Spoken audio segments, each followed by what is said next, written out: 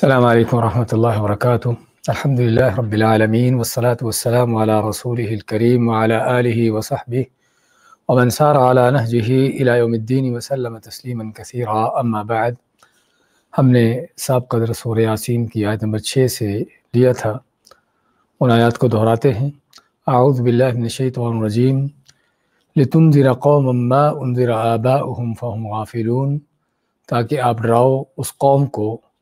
کہ جن کے آباء و اجداد کو نہیں ڈرایا گیا، بس وہ غفلت میں ہیں، بے خبری میں ہیں۔ تو اس میں رسول کریم صلی اللہ علیہ وسلم کی بعثت اور آپ پر قرآن نازل کرنے کا مقصد بیان کیا گیا کہ اس قرآن کلام نازل کرنے کا مقصد کیا ہے کہ لوگوں کو اللہ کے عذاب سے، اللہ کی پکڑ سے ڈرانا۔ تو لتنذر قوما، ایسی قوم کو ڈراؤ، ما انذر آباؤہم، کہ جن کے آباء و اجداد کو نہیں ڈرایا گیا۔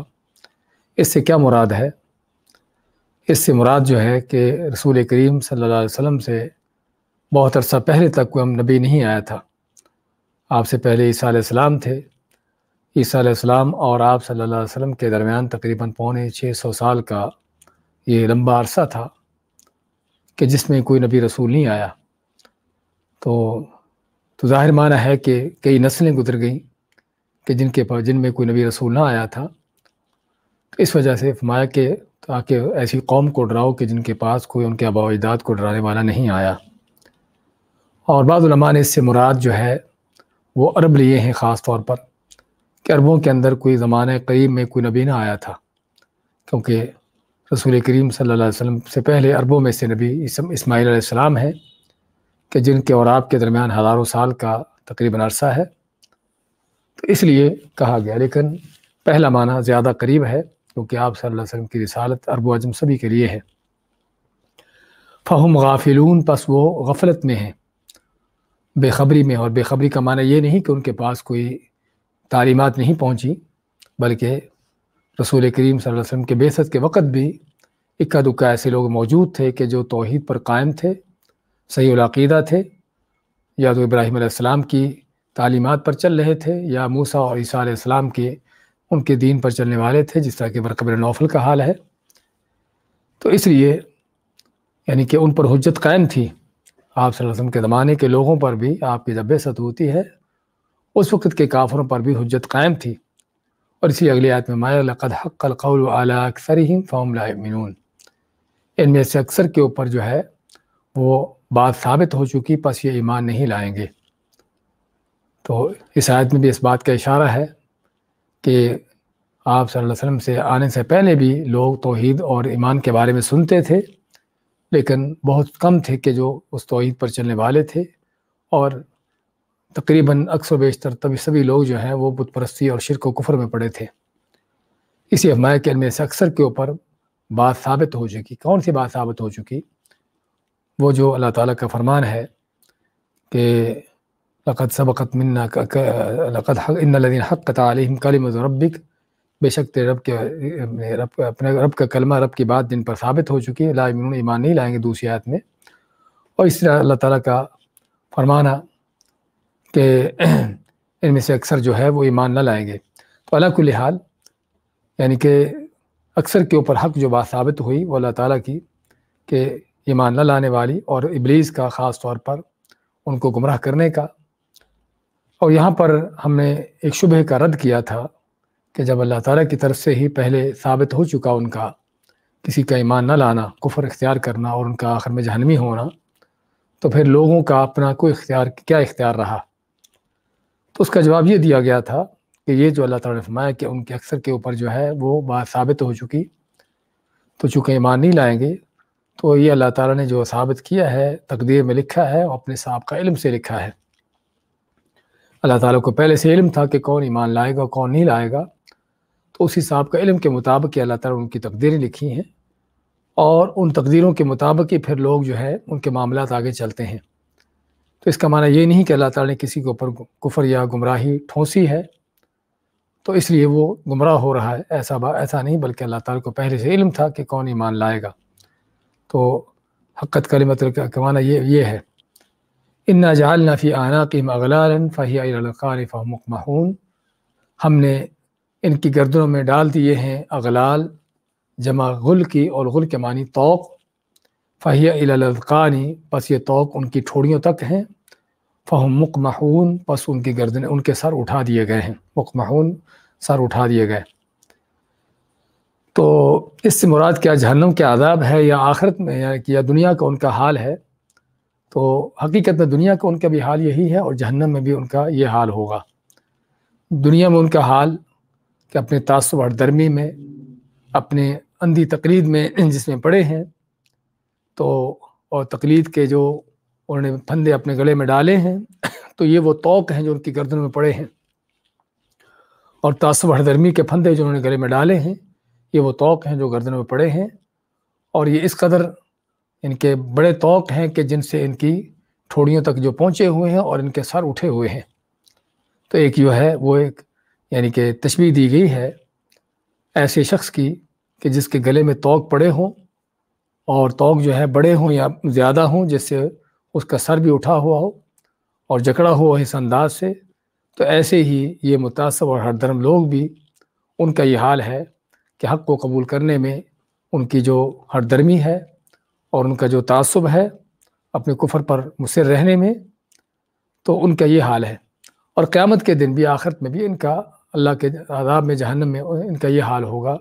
کہ ان کے طوق ان کو پہنائے جائیں گے اور ان کو اس انداز سے جکڑا جائے گا۔ وَجَعَلْنَا مِن بَيْنِ أَيْدِيهِمْ سَدًّا وَمِنْ خَلْفِهِمْ سَدًّا، اور ہم نے ان کے آگے بھی بند بنا دیا اور ان کے پیچھے بھی، فَأَغْشَيْنَاهُمْ، اور ان کے اوپر سے بھی ڈھانپ لیا، فَهُمْ لَا يُبْصِرُونَ، پس یہ دیکھتے نہیں ہیں۔ تو اس میں بھی ان کا حال بیان ہوا ہے کہ جب وہ ان کے اپنے تعصب اور ہردرمی میں ہیں، اپنی گمراہی پر مصر ہیں، تو اس وجہ سے ان کے آگے بھی دیواریں اور بند بنا دیے گئے ہیں کہ آگے بھی ان کو حق کو نظر نہ آئے، اور پیچھے ہٹنے کا بھی ان کے پاس کوئی رستہ نہیں، یعنی اس انداز سے اپنے تعصب اور ہردرمی میں ہیں۔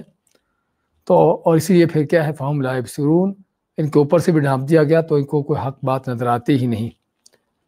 تو یہ وجہ ہے ان کے حق کو قبول نہ کرنے کی کہ جو اس انداز سے اپنے آپ کو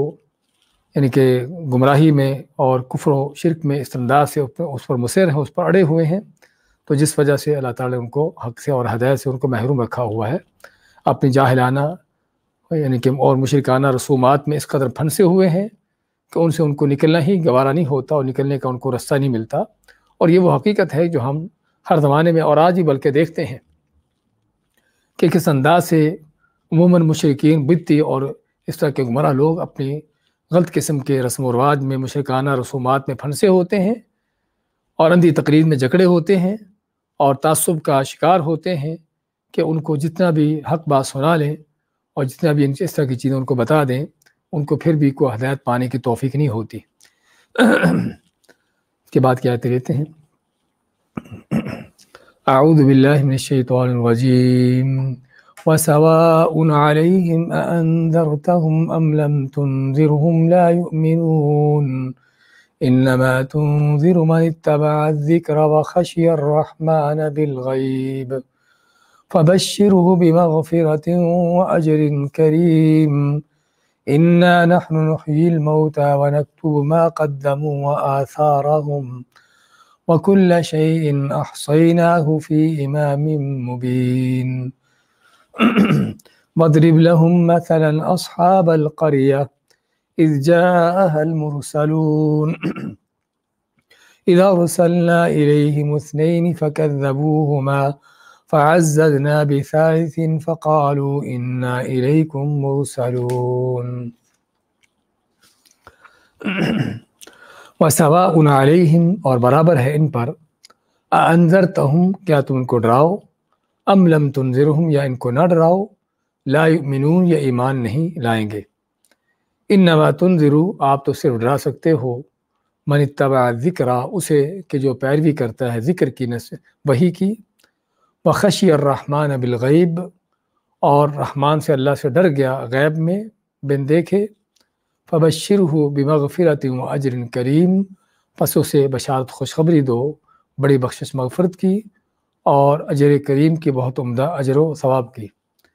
اِنَّا نَحْنُ نُحْيِي الْمَوْتَى، بے شک ہم ہی ہیں جو زندہ کرتے ہیں مردوں کو، ونکتبو اور لکھتے ہیں ما قدمو جو انہوں نے آگے بھیجا، وآثارہم اور ان کے پیچھے چھوڑے ہوئے آثار کو، وکل شیء احصیناہ اور ہر چیز کو ہم نے شمار کر رکھا ہے، فی امام مبین ایک ایسی کتاب میں جو کھلی اور واضح ہے۔ یہیں تک کافی ہے۔ وَسَوَاءٌ عَلَيْهِمْ برابر ہے ان پر أَأَنذَرْتَهُمْ أَمْ لَمْ تُنذِرْهُمْ کہ ان کو تم ڈراؤ یا ان کو تم نہ ڈراؤ، لا یؤمنون ایمان نہیں لائیں گے۔ سابقہ آیت میں یا سابقہ آیات میں اللہ تعالیٰ نے جن کافروں کا، مشرکوں کا، گمراہوں کا ذکر کیا اور ان کی گمراہی کا حال بیان کیا کہ کس انداز سے اپنی گمراہی میں جکڑے ہوتے ہیں اور اس میں پھنسے ہوتے ہیں، ایسے کہ جیسے ان کے گلے میں طوق پہنائے گئے ہوں اور طوق ان کو اس انداز سے جکڑے ہوں کہ ان کے سر بھی اٹھے ہوں، ان کو حق بات کو دیکھنا سمجھنا اس بات کی توفیق نہ ہو۔ تو اللہ فرماتا ہے کہ ایسے گمراہوں کو، ایسے متعصب لوگوں کو، ایسے ہر درموں کو جتنا بھی تم سمجھا لو، بتا لو، ان کو ڈراؤ یا نہ ڈراؤ، لا یؤمنون پھر بھی ایمان نہیں لائیں گے، یعنی انہوں نے ایمان نہ لانے کا فیصلہ کر لیا ہوا ہے۔ تو اس کے بعد آپ جتنا بھی ان کو وعظ و نصیحت کر لو، ان پر کسی وعظ و نصیحت کا اثر نہیں ہوتا۔ تو اس میں حقیقت میں بیان کیا گیا ہے ان لوگوں کا حال کہ جو اس قدر ہر درمی میں تعصب میں پڑے ہوتے ہیں، گمراہی کے اس انتہا کو پہنچے ہوتے ہیں، لیکن اس کا معنی یہ نہیں ہے کہ داعی حق جو ہے، چاہے اللہ کے رسول ہوں یا ان کے پیروکار ہوں، وہ دعوت دینا چھوڑ دیں، بلکہ ہم دیکھتے ہیں رسول کریم صلی اللہ علیہ وسلم کا بھی، آپ کا بھی کردار اور آپ کا بھی سیرت کہ باوجود کافروں کے، مشرکوں کے آپ کا انکار کرنے کا، جھٹلانے کا، بلکہ آپ کے ٹھٹھے مذاق اڑانے کا، اور آپ کو ہر طرح کی اذیتیں دینے کے باوجود بھی آپ نے کبھی ایک وقت، ایک دن کے لیے بھی ان کو دعوت دینا نہ چھوڑی، بلکہ ان کو دعوت مسلسل دیتے رہے، اور یہی دعوت کا میدان میں اصل کام کرنے کا ہے۔ اور ہم دیکھتے بھی ہیں پھر کہ کتنے وہ لوگ تھے کہ جن کی دشمنی اور عداوت جو انتہا کو پہنچی ہوئی تھی، لیکن آخر میں چل کر اللہ تعالیٰ نے ان کو ہدایت دی، بلکہ نہ کہ ہدایت دی بلکہ اسلام کے غلبے میں ان کا بہت بڑا کردار رہا، ان سے بہت بڑا اللہ نے کام لیا۔ تو اس میں اس بات کا بہت بڑا سبق ہے کہ اگرچہ کوئی آدمی اپنے تعصب ہر درمی میں کتنا بھی انتہا کو کیوں نہ پہنچا ہو، کس قدر بھی گمراہی کی یعنی کہ انتہا کو پہنچا ہو، کس قدر بھی وہ مخالفت پر اترا ہو، تب بھی جو ہے اس کو حق کی دعوت دینا جو ہے وہ نہ چھوڑی جائے۔ تو لیکن اللہ تعالیٰ کا آپ صلی اللہ علیہ وسلم کو یہ فرمانا، اس میں دو چیزیں ہیں۔ ایک تو یہ چیز کہ آپ سے پہلے انبیاء کے ساتھ بھی ایسا معاملہ ہوتا رہا ہے اور آپ کے ساتھ بھی ایسا ہوگا، تو چنانچہ اس طرح کے ہردم کرنا لوگ جو ہیں ایمان نہیں لائیں گے، تو اس لیے آپ دل برداشتہ نہ ہوں۔ اور دوسری چیز کہ آپ کی اگر تبلیغ کا وعد و نصیحت کا ان پر اثر نہیں ہوتا، تو اس پر بھی آپ کی حوصلہ شکنی نہیں ہونی چاہیے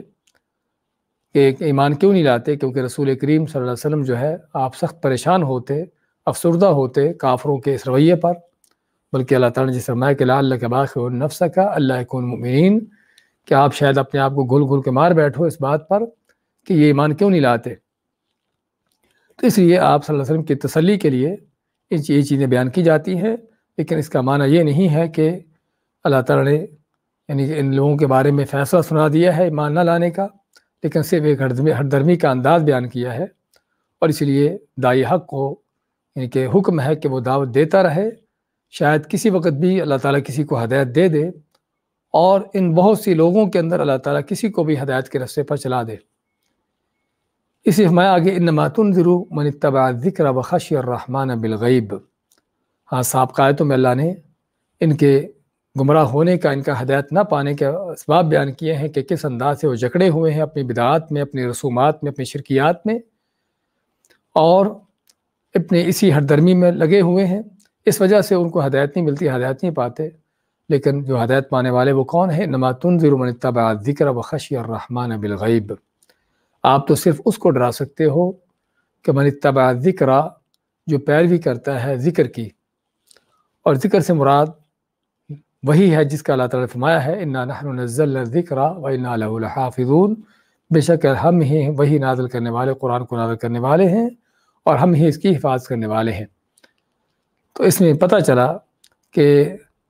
کون جو ہے ہدایت پانے والا ہے، ہدایت پانے کی شرطیں کیا ہیں۔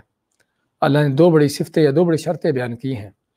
ایک تو یہ ہے کہ قرآن و سنت کی اتباع کرنا، اور اس میں اس بات کی واضح دلیل ہے کہ جو شخص قرآن و سنت کو چھوڑ کر اور کسی چیز سے ہدایت ڈھونڈتا ہے وہ گمراہی ہے نہ کہ ہدایت ہے، وہ گمراہ ہوگا نہ کہ ہدایت پائے گا، کیونکہ اللہ تعالیٰ نے ہدایت پانے کے لیے اور اللہ کا ڈر خشیت اپنے دل میں لانے کے لیے جو شرط رکھی ہے، من اتبع ذکر، کہ جو پیروی کرتا ہے ذکر کی، وحی کی، کتاب و سنت کی۔ اور یہ بھی وہ حقیقت ہے کہ جو تاریخاً بھی دیکھی جاتی ہے اور واقعہ بھی سامنے ہے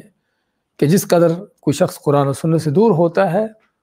اسی قدر اس کے اندر گمراہی ہوتی ہے، اور جس قدر قرآن و سنت پر کوئی پابند ہوتا ہے اللہ تعالیٰ کی توفیق اس کے شامل حال ہوتی ہے اور اس کو اللہ تعالیٰ ہدایت کے رستوں پر لگا چلا دیتا ہے۔ تو ایک تو یہ ہے کہ علم کے لحاظ سے، ہدایت پانے کے لحاظ سے جو ہے اس کو کتاب و سنت کی اتباع کرنا ہوگی، اور دوسرا اس کی تربیت ہو، اس کے اندر بذات خود اس کے اندر اللہ تعالیٰ کی طرف رجحان ہو، اللہ کی طرف جھکاؤ ہو، اللہ کا ڈر خوف ہو، تقوی و خشیت ہو اس کے دل میں۔ تو اس لیے فرمایا وخشی الرحمن بالغیب، اور رحمان سے ڈر گیا غیب میں، اور غیب کے معنی اللہ تعالیٰ کو بغیر دیکھے، یہ بھی ہے غیب کا معنی۔ اور اس میں یہ معنی ملتا ہے کہ وہ لوگ جو دیکھی جانے والی چیزوں ہی کی پوجا کرتے ہیں، حقیقت میں کیا ہے کہ وہ اللہ تعالیٰ کی پوجا نہیں کر رہے۔ اس لیے اللہ تعالیٰ نے اہل ایمان کے حوالے سے بار بار ایمان بالغیب کا ذکر کیا ہے، اور ایمان بالغیب کا معنی یہ ہے کہ اللہ تعالیٰ کو بغیر دیکھے، اللہ تعالیٰ کی جن چیزوں پر ایمان لانے کا حکم دیا گیا ہے، اللہ نے ان کے بارے میں بیان کر دیا ہے، تو ان پر ایمان لانا چاہے ان کو نہ بھی دیکھا ہو۔ تو چنانچہ جو صرف مرئی چیزوں کو، دیکھی جانے والی چیزوں ہی کو انہی کی پوجا کرتے ہیں، وہ حقیقت میں بتوں کے پجاری ہیں، نہ کہ وہ اللہ کی پوجا کر رہے ہیں۔ اور یہ شیطان کا بہت بڑا حربہ ہے کہ انسان کی ایک مزاج جو ہے وہ کیا ہے کہ انسان چاہتا ہے کہ اس کے سامنے کوئی چیز ہو کہ جس کو دیکھے، جس کو پکڑے، جس کو ہاتھ لگائے، تو اور پھر اس کے ساتھ اس کی عقیدت ہوتی ہے۔ اور یہی ہم دیکھتے ہیں بت پرستوں کا، قبر پرستوں کا انداز۔ تو اس لیے اللہ تعالیٰ ماتا ہے کہ اللہ تعالیٰ پر ایمان کا انداز ہی وہ ایمان بالغیب ہے۔ تو فرمایا کہ من خشی الرحمن، اللہ تعالیٰ کا ڈر خوف بھی، خشیت وہ بھی غیب میں بن دیکھے۔ تو خشی الرحمن کا ایک معنی تو یہ کہ اللہ تعالیٰ کو بغیر دیکھے ہوئے اس پر ایمان لانا، اس کا ڈر خوف دل میں رکھنا، اور دوسرا خشی الرحمن بالغیب کا معنی کہ وہ چاہے تنہائیوں میں ہو، الگ بھی ہو، اکیلا بھی کیوں نہ ہو، وہاں پر بھی اس کے دل میں اللہ کا ڈر خوف ہوتا ہے۔ ہاں، یہ ہے جو حقیقی اللہ کا ڈر خوف ہے۔ لوگوں کے سامنے اپنے آپ کو نیک بنا لینا تو بہت آسان ہوتا ہے، لیکن حقیقی اللہ کی خشیت وہ ہے کہ جہاں آدمی اکیلا بھی ہو، تنہائیوں میں بھی ہو، اس وقت بھی اس کے دل میں اللہ کا ڈر خوف، اس کی خشیت ہو۔ تو یہ اس کا تعلق ہے انسان کی تربیت کے ساتھ، اور اس سے دونوں شرطوں سے معلوم ہوا کہ دونوں شرطیں لازم و ملزوم ہے ہدایت پانے کے لیے۔ ایک علم کا ہونا، اور علم بھی وحی کا، قرآن و سنت کا علم ہونا، اور دوسرا جو ہے علم کے ساتھ ساتھ تقوی، پرہیزگاری، انسان کی تربیت ہونا۔ تو نہ خالی علم کافی ہے ہدایت پانے کے لیے، بلکہ ایسا علم انسان کے لیے وبال جان ہوتا ہے کہ جب انسان کے پاس عمل نہ ہو، تقوی پرہیزگاری نہ ہو، اور نہ صرف انسان کی خالی خشیت تقوی ہی کافی ہے بغیر علم کے، کہ ممکن ہے کہ آدمی جہالت میں بہت سے غلط کام کر رہا ہو کہ جو اللہ کے قریب کرنے کے بجائے دور کرتے ہوں۔ تو اس لیے دونوں شرطیں ہیں، دونوں لازم ملزوم چیزیں ہیں کہ علم بھی ہو کتاب و سنت کا، وحی کا، اور اللہ تعالیٰ کا ڈر خوف، خشیت بھی ہو، تقوی پرہیزگاری بھی ہو۔ تو یہ وہ لوگ ہیں جو حقیقت میں انما تنذر، جن کو آپ ڈرا سکتے ہو، جن کو آپ وعظ و نصیحت کر سکتے ہو، جو آپ کی وعظ نصیحت سے فائدہ اٹھانے والے ہیں۔ فرمایا فبشرہ بمغفرۃ واجر کریم، ہاں جو اس طرح سے یعنی کہ اپنے اللہ کا ڈر خوف اختیار کرتے ہیں اور وعظ و نصیحت قبول کرتے ہیں، آپ جو ہے ان کو خوشخبری بشارت دو، بمغفرۃ، عظیم بشارت، عظیم مغفرت کی، عظیم بخشش مغفرت کی، کیونکہ مغفرۃ کا لفظ نکرہ ہے کہ جس کا معنی بہت بڑی بخشش اور مغفرت، و اجر کریم، اور بہت بڑا اجر بھی جو بڑا عمدہ اور بڑا عظیم الشان ہے، یعنی جنتے ہیں اللہ تعالیٰ کی بخشش و مغفرت، اور جنتے ہیں ان کے لیے۔ انا نحن نحیی الموتى ونکتب ما قدموا وآثارهم، اس کے بعد میں انا نحن نحیی الموتى، انا نحن نحیی میں دیکھیے کیا کس قدر تاکیدیں ہیں اس بات کی کہ زندگی موت کس کے ہاتھ میں ہے۔ اللہ تعالیٰ فرماتا ہے کہ صرف ہم ہی ہیں جو موت کے مالک ہیں، موت دیتے ہیں، فوت کرتے ہیں۔ انا، ایک تو انا کے اندر تاکید آ گئی، ان کے ضمیر انا کے، اس کے بعد نحن کے ضمیر، پھر نحیی کے ضمیر، تین ضمیریں ہیں ان تینوں لفظوں کے اندر کہ جس میں اللہ تعالیٰ نے بار بار تاکید کر دی ہے کہ زندگی موت صرف اللہ کے ہاتھ میں ہے، اور خصوصاً موت کا آنا، موت کا واقع ہونا اللہ کے حکم سے اس کے ہاتھ میں ہے، اس کے بغیر کوئی انسان نہیں مر سکتا۔ کہ جو بعض اوقات انسان دنیا کی طرح طرح کے ڈر خوف دل میں بٹھا لیتا ہے کہ فلاں چیز اس کا کوئی نقصان کر دی گی، اس کی موت کا اس کے ہلاکت کا ذریعہ بن سکتی ہے، تو اللہ تعالیٰ نے اس وہم کو دور کرنے کے لیے فرمایا کہ موت اور یہ سارے فیصلے ہمارے ہاتھ میں ہیں، جب تک ہماری طرف سے فیصلہ نہ ہو، ہم کسی کو نہ دیکھیں کہ موت کا نہ حکم کریں، اس وقت تک اس کو موت نہیں آتی۔ تو میں کہ ہم ہی صرف موت دینے والے ہیں۔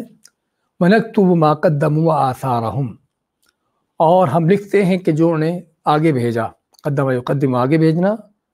وآثارہم، اور جو ان کے چھوڑے ہوئے آثار ہیں، چھوڑے ہوئے نشان ہیں۔ تو قدموں سے مراد معلوم ہوا کہ جو عمل پہلے کر کے آگے بھیج چکے، اور آثار سے مراد وہ ان کے اعمال جو پیچھے رہ گئے ہیں۔ تو پیچھے رہنے والے اعمال کیا ہیں؟ حقیقت میں اس میں مختلف طرح کے اعمال ہیں۔ اس میں سب سے پہلے تو انسان کا وہ عمل ہے کہ جو انسان کر رہا ہے اور کرام الکاتبین اس کو لکھ رہے ہیں، اس کا ریکارڈ تیار ہو رہا ہے، تو وہ اس کے آثار جو لکھے جا رہے ہیں، اور یہ قدموں کے اندر بھی آ جاتا ہے۔ اور دوسرا وہ کہ جو انسان اپنی پیچھے چھوڑ کر جا، بلکہ اس کے آس پاس کرام الکاتبین بھی لکھ رہے ہیں، اور اس کے آس پاس کے جو یعنی کہ اس کا ماحول معاشرہ ہے، اس کے ارد گرد ہے، اور وہ بھی اس کی ان چیزوں کو جو ہے اپنے اندر محفوظ کر رہا ہے۔ چنانچہ زمین اپنے اندر لوگوں کی خبریں محفوظ کر رہی ہے اور قیامت کے دن بتائے گی، اور اس طرح کائنات کی ہر چیز جو انسان کے آس پاس ہوتی ہے، اس کے ارد گرد ہوتی ہے، گرد و پیش میں، وہ سبھی اس کے چھوڑے ہوئے نقوش کو جو ہے ان کو اپنے اندر محفوظ کر رہے ہیں، اور کل قیامت کے دن جو ہے وہ ساری اس کے نقوش جو ہیں اس کے سامنے لائے جائیں گے، اس کی آوازیں ہی اس کو سنا دی جائیں گی، اسی کے کیے ہوئے اعمال اچھے برے اس کے سامنے رکھ دیے جائیں گے۔ تو اور تیسرا، جو انسان دنیا سے جانے کے بعد اپنے پیچھے چھوڑ جاتا ہے، مرنے کے بعد اس کے آنے والی نسلوں کے لیے، ماحول معاشرے کے لیے، بلکہ پوری انسانیت کے لیے جو کچھ چھوڑ کے جاتا ہے، اس میں مختلف چیزیں ہیں۔ صدقہ جاریہ ہے، علم و دعوت ہے، اور اس طرح کی چیزیں ہیں کہ جو اچھائی میں ہوں، اور اس طرح اس کے مد مقابلہ برائی میں بھی آدمی جو بھی کوئی شرک ہے، بدعات ہیں، گمراہیوں کی دعوتیں ہیں، گمراہیوں کے انداز جو اسے چھوڑے ہوتے ہیں، کتابیں لکھی ہیں اس طرح کی گمراہ کن، اس طرح کے گمراہ کن قسم کے اس کے کوئی لیکچر ہیں، اس کے کوئی اس طرح کے پروگرام ہیں کہ جو لوگ اس کے مرنے کے بعد بھی سن رہے ہیں اور اس کی گمراہیوں کو سیکھ رہے ہیں، ان پر چل رہے ہیں، یا کوئی بدکار بے حیا ہے، فاسق و فاجر ہے کہ جس نے بدکاری بے حیائی کے مختلف طرح کے کوئی چیزیں بنائی، گھڑی یا کہی تھیں، کوئی گانے میوزک ہیں، کوئی فلمیں ڈرامے ہیں، اور اس طرح کی بے حیائی کی بدکاری کی چیزیں ہیں کہ جو اس نے بنائی تھیں، کہی تھیں، اور اس طرح کی چیزیں کی تھیں، تو مرنے کے بعد بھی ممکن ہے آدمی دسیوں بلکہ سینکڑوں سالوں سے مر کھپ چکا ہو، لیکن اس کے گناہ جو ہے وہ پیچھے اس کو مسلسل پہنچ رہے ہوں۔ تو یہ سارے کے سارے کیا ہے؟ آثار ہیں۔ انہی آثار کے حوالے سے ہی نبی کریم صلی اللہ علیہ وسلم کی احادیث بھی ہیں۔ آپ صلی اللہ علیہ وسلم کا فرمان ہے، من سن فی الاسلام سنۃ حسنہ فلہ اجرھا واجر من عمل بها بعدہ من غیر ان ينقص من اجورهم شیء، کہ جو بھی آدمی اسلام میں کوئی اچھا عمل شروع کرتا ہے، اور اچھا عمل شروع کرنے سے مراد یعنی کتاب و سنت کے مطابق، قرآن و حدیث کے مطابق کوئی بات تھی جو لوگوں نے چھوڑ رکھی تھی، لوگوں کے اندر پھر سے اس کو زندہ کرتا ہے، اس کا اعادہ کرتا ہے، اور لوگوں کو اس کی یاد دہانی کرواتا ہے، لوگ کرنا شروع کر دیتے ہیں، تو آپ مانتے ہیں کہ اس کرنے والے کو، اس نیک عمل کرنے والے کو، سنت حسنہ جاری کرنے والے کو، یا اس کا احیاء کرنے، اس کو زندہ کرنے والے کو جو اجر ملتا ہے اس کا اپنے عمل کا،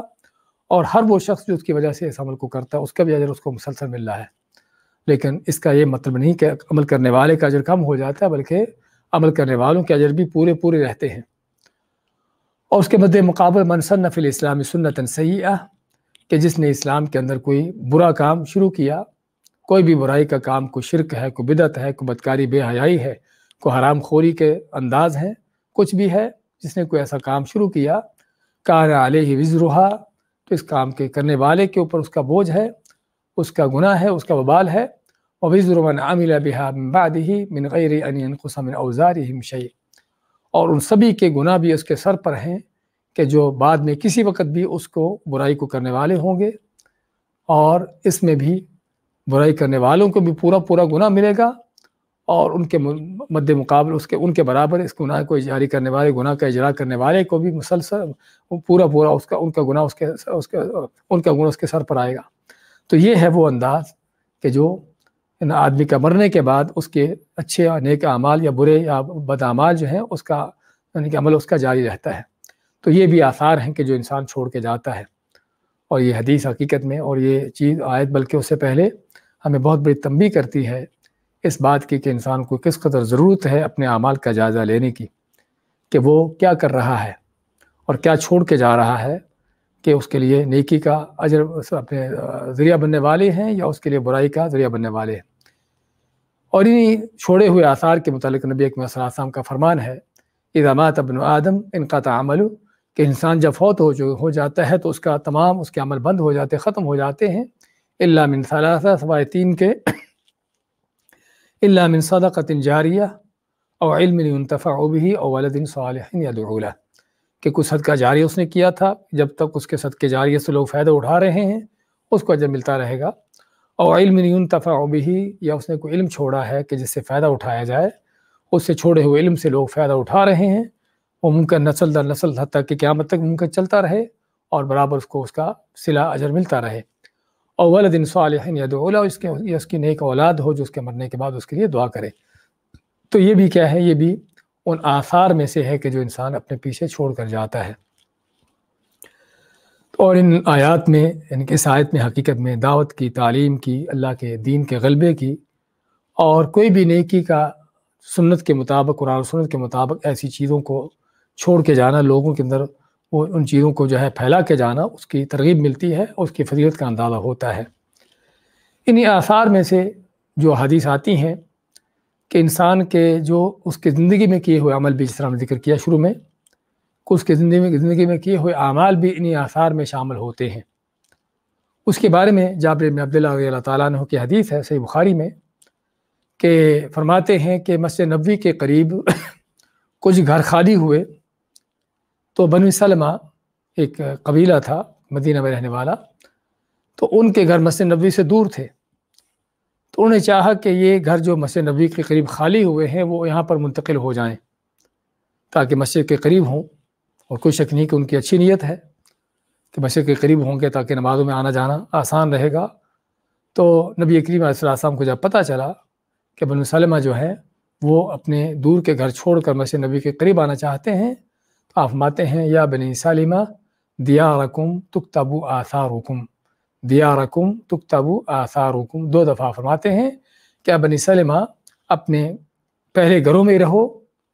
اس کا فائدہ کیا ہوگا، تکتب آثارکم، کہ تمہارے قدموں کے نشان جو ہے لکھے جاتے ہیں۔ تو نبی صلی اللہ علیہ وسلم یہاں پر بھی انسان آدمی جو مسجد میں چل کے قدم اس کے پڑھتے ہیں تو قدموں کے نشان کو بھی اللہ آپ صلی اللہ علیہ وسلم نے اس آثار کا نام دیا۔ اور کوئی شک نہیں کہ انسان دنیا میں جو بھی کچھ کر رہا ہے وہ سارے اس کے آثار ہیں کہ جو لکھے جا رہے ہیں۔ تو یہ وہ مختلف آثار ہیں جس کا متعلق اللہ فرماتا ہے انا نحن نحیی الموتى، کہ بے شک ہم ہی صرف نحیی الموتى، زندہ کرنے والے ہیں مردوں کو، ہم ہی زندہ کرنے والے ہیں مردوں کو، ونکتب ما قدموا وآثارهم، اور نکتب اور لکھتے ہیں ما قدموا جو بھیجا آگے بھیج چکے ہیں، وآثارهم اور ان کے آثار کو بھی، وکل شیء احصیناہ فی امام مبین، اور ہر چیز کو ہم نے شمار کر رکھا ہے، گن رکھا ہے، فی امام مبین، ایسی کتاب میں جو کھلی واضح ہے۔ وہ کتاب کون سی ہے؟ اس کے متعلق بعض علماء کا کہنا ہے کہ لوح محفوظ ہے، کہ جس میں اللہ تعالیٰ نے پہلے سے ہی ازل سے ہی ہر چیز کو درج کر رکھا ہے، اور بعض دوسرے علماء کا کہنا ہے کہ اس سے مراد انسان کا اپنا اعمال نامہ ہے، کہ جس کے متعلق اللہ تعالیٰ فرماتا ہے یوم ندعو کل اناس بامامہم، سورہ بنی اسرائیل میں اللہ کا فرمان کہ جس دن ہم تمام لوگوں کو ان کے امام یعنی ان کے اعمال ناموں کے ساتھ بلائیں گے۔ یہاں پر امام سے مراد یعنی ان اعمال نامے ہیں، کیونکہ آیتوں کا اگلی آیتیں واضح کرتی ہیں کہ یہاں پر امام سے مراد کوئی ان کے چاروں اماموں میں سے کوئی امام نہیں ہے، جس طرح کے بعد اندھی تقلید پھیلانے والوں نے اپنے فلسفے پھیلانے کی کوشش کی ہے۔ اس طرح کی آیتوں میں آیتوں کا معنی سمجھنے کے لیے ضرورت ہوتی ہے کہ آیتوں کے سیاق و سباق کو دیکھا جائے، اس آیت سے پہلے کیا ہے، اس آیت کے بعد کیا ہے، اور اس آیت کو کس انداز سے بیان کیا جا رہا ہے۔ تو چنانچہ یعنی امام کا کچھ شک نہیں کہ امام کا معنی پیشوا ہوتا ہے، چاہے وہ انسانوں میں سے امام ہو،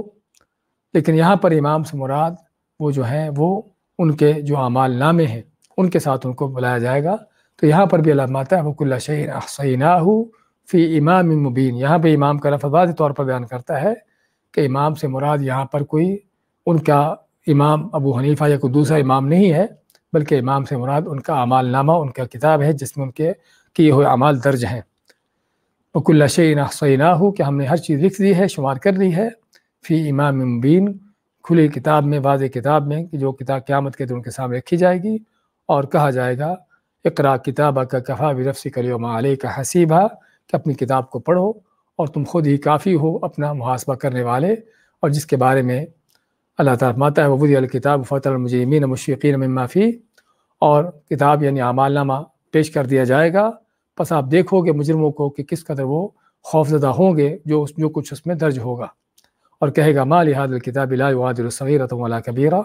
کہ ایک ایسا اعمال نامہ ہے کہ جس میں کوئی چیز نہیں چھوڑی، چھوٹی ہو یا بڑی ہو۔ تو یہ وہ اعمال نامے کہ جو قیامت کے دن انسان کے سامنے پیش کر دیے جائیں گے، آج ان کے اندر ہر چیز ریکارڈ ہو رہی ہے۔ دوبارہ دیکھیں آج کے درس میں سب کو، وَسَوَاءٌ عَلَيْهِمْ أَأَنذَرْتَهُمْ، اور برابر ہے ان پر کہ آپ ان کو ڈراؤ، ام لم تنذرهم، یا ان کو نہ ڈراؤ، لا یؤمنون، یہ ایمان نہیں لائیں گے۔ انما تنذر، آپ تو صرف ڈراتے ہو، من اتبع الذکر، اس کو جو پیروی کرتا ہے ذکر کی، نصیحت کی یعنی کہ وحی کی، وخشی الرحمن بالغیب، اور رحمان سے ڈر گیا غیب میں، بن دیکھے، اللہ تعالیٰ کو بغیر دیکھے اور تنہائیوں میں، اکیلے میں، فبشرہ بمغفرۃ واجر کریم، پس اسے بشارت خوشخبری دو ایک بڑی بخشش مغفرت کی اور اجر کریم، بڑے عمدہ اجر کی۔ انا نحن نحیی الموتیٰ، بے شک ہم ہی ہیں جو زندہ کرتے ہیں مردوں کو، زندگی موت ہمارے ہاتھ میں ہے۔ ونکتب ما قدموا وآثارہم، اور لکھتے ہم ما قدموا، جو انہوں نے آگے بھیجا، وآثارہم، ان کے چھوڑے ہوئے آثار کو بھی، وکل شیء احصیناہ، اور ہر چیز کو ہم نے شمار کر رکھا ہے، فی امام مبین، کھلی کتاب میں، واضح کتاب میں۔ بارک اللہ فیکم۔